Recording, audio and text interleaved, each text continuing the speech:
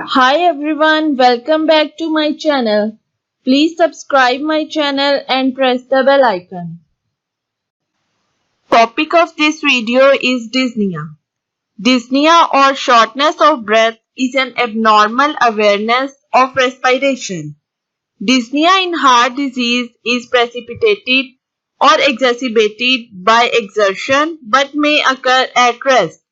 It results from elevated left atrial and pulmonary venous pressure or hypoxia as a result of left ventricular systolic or diastolic dysfunction or valvular obstruction. Grading of dyspnea.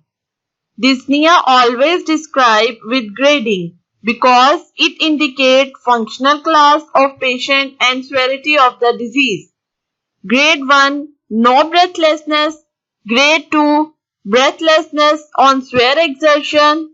Grade 3, breathlessness on mild exertion. Grade 4 include breathlessness at rest. Cardiac dyspnea divided into three types: acute pulmonary edema, angina equivalent, and chronic heart failure. Now we will discuss acute pulmonary edema.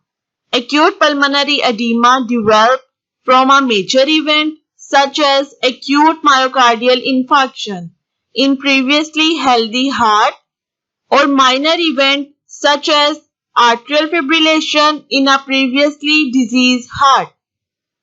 Patient suddenly develop shortness of breath, distress, agitation, and cyanosis with coughing and wheezing. Sputum may be profuse, frothy, and blood-streaked or pink. Heart auscultation reveal crepitation and rhonchi. Rhonchi are continuous, low-pitched, rattling sound that often resemble snoring. Next we discuss about angina equivalent. When shortness of breath is the dominant or sole features of myocardial ischemia instead of chest pain, this is called angina equivalent. Some patients, especially old people, present ischemia with shortness of breath without feature of pulmonary edema.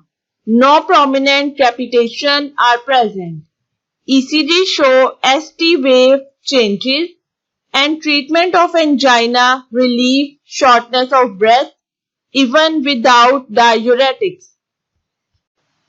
Chronic heart failure include orthopnea and paroxysmal nocturnal dyspnea.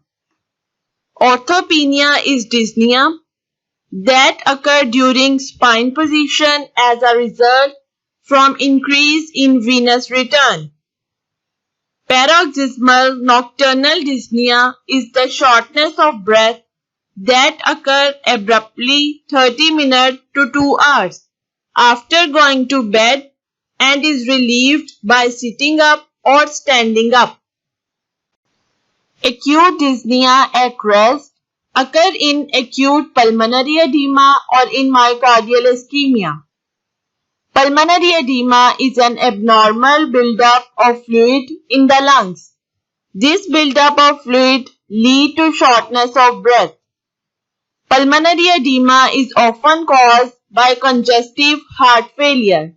When the heart is not able to pump, blood can back up into the veins that take blood through the lungs.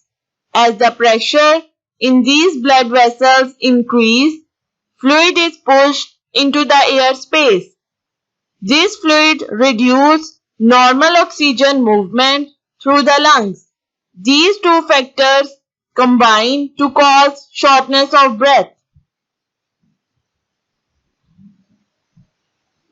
Congestive heart failure that lead to pulmonary edema may be caused by any disease of the heart that weaken or stiffen the heart muscles, leaking or narrowing of heart walls. Myocardial ischemia. Angina may present just with dyspnea and this presentation is called angina equivalent. Chronic exertional dyspnea. A very common cause of exertional dyspnea is heart failure, which result in both impaired lung and systematic organ perfusion because of reduced cardiac output. Heart failure is often accompanied by elevation in pulmonary capillary pressure, which lead to impaired gas exchange in the lungs. Thank you for watching. Please like, share and subscribe.